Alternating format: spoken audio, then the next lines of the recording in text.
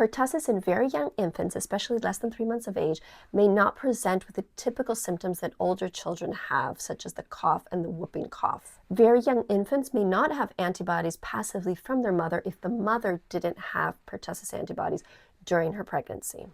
They can have some serious complications from whooping cough that, although rare, all pediatricians have seen in their career, including myself. Complications such as pneumonia, apnea, which are breath-holding spells where suddenly the baby turns blue, seizures and encephalopathy. Also, a very rare complication that I have seen 2 times is an extremely high level of white blood cells to the point that they need exchange transfusions.